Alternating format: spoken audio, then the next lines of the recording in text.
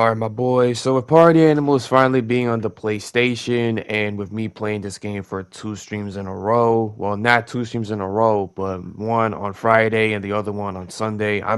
Currently recording this on a Sunday, mind you. With me getting a total of 10 trophies and this game sadly not having a platinum, which I feel like the trophy list should be updated within the next update or patch notes, however you call it. I'm having a blast with this one, and the only downside is me not getting the Ori skin. The weekly updates, like every 7 days, I guess. I mean, currently I have to wait for 4 more days for the next update of what type of skins are gonna be on the store. So my prediction, I feel like we're probably gonna get the Ori skin in March, which is a whole month that I have to wait for. Am I gonna wait for that long? Probably not, but let's just hope that it comes out. With all that aside, I wanted to talk about the Phil Spencer interview that pretty much went under everybody's radar and is only, I guess, relevant to the people that are mainly focused on the Xbox multi-platform shift. That being myself, I've been making updates ever since it was publicly posted back in February and what Xbox exclusive is next to come.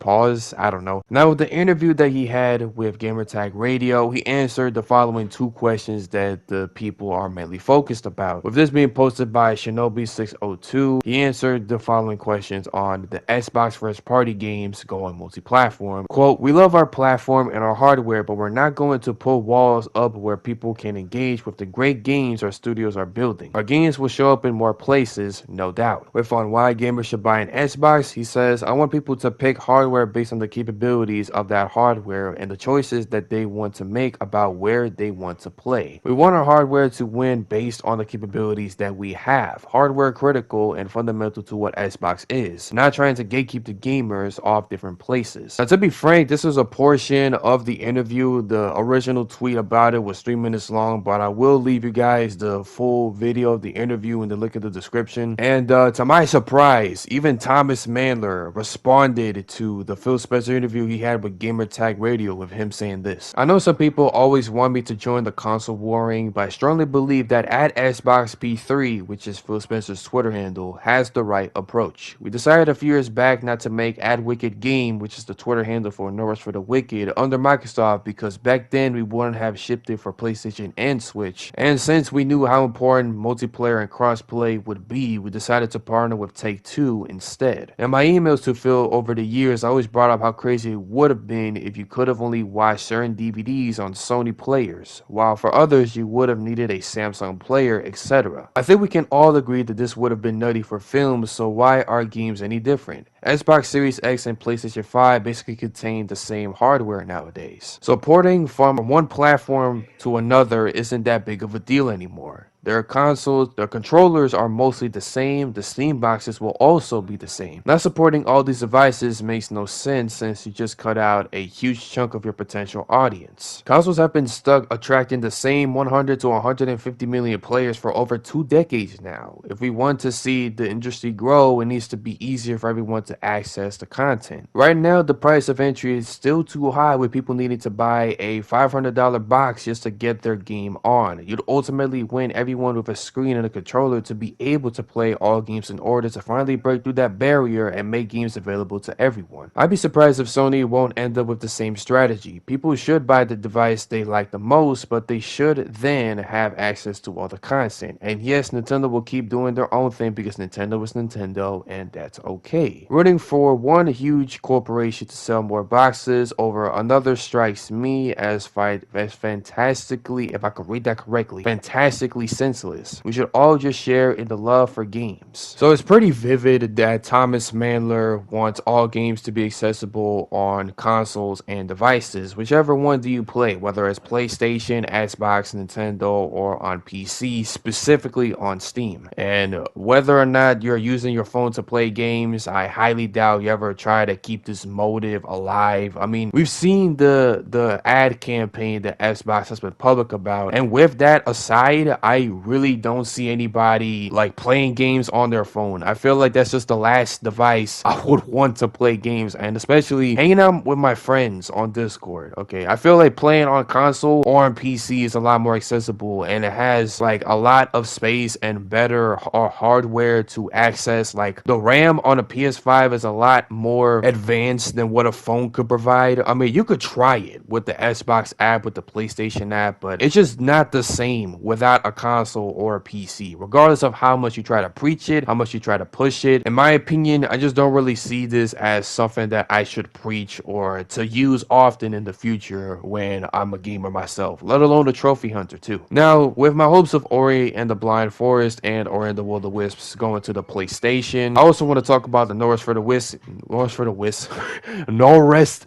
Wicked trailer that came out 2 days ago, and it's called No Rest for the Wicked: The Breach. Now, I saw the trailer. It's like 1 minute and 28 seconds long, and just from the looks of it, it's just giving me Bloodborne vibes. Okay, now mind you, I played Bloodborne for like 30 minutes. It may not be that long, but just from this trailer alone, it's enough to convince myself that I'm gonna be in for a ride.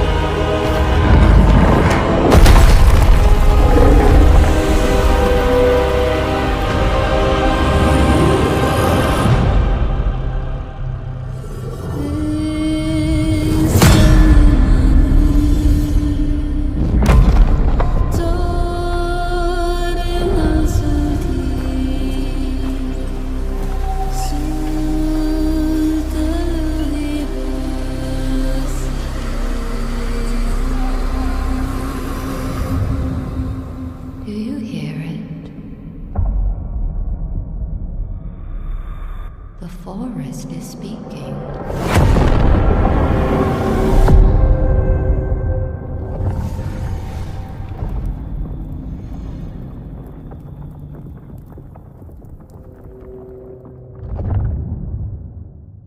Now, this also begs the question, am I going to play Nerves for the Wicked? And the answer is yes. Not just to support Moon Studios, but because I'm also curious as to how this game functions, with this being a roguelike and a Souls-like. I almost said slow-like.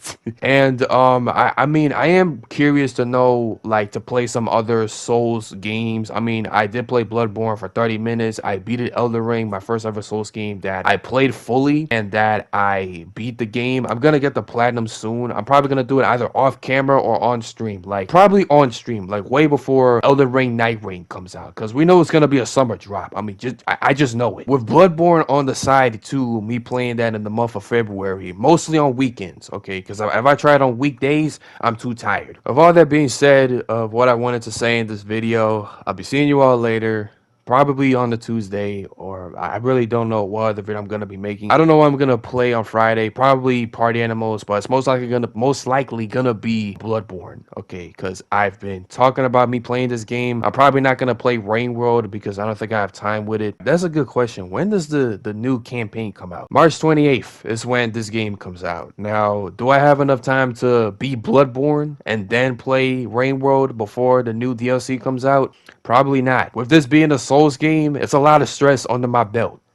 Pause. I don't know. And I know I did say I was gonna talk. I've been talking about me wanting to play Rain World, but I really don't see myself playing this game again. I'm gonna be honest with y'all. I know I had the whole controversy with the fan base, and I made like 3 videos talking about it, and I've been public about my hatred with this game. I was just letting out my thoughts, and I didn't really care about the publicity. Will I give it a second chance? It's really like there's really no 50-50. It's like a 30% chance of me giving this game a second chance. I'm gonna need you guys to motivate me. I feel like that's all I need for me to play Rain World again. And you know what? I'm gonna make a poll. Just for me saying that. So that's gonna be it. I've been talking too much. This is Wolf Dog Gray. I'll see you all later. See ya.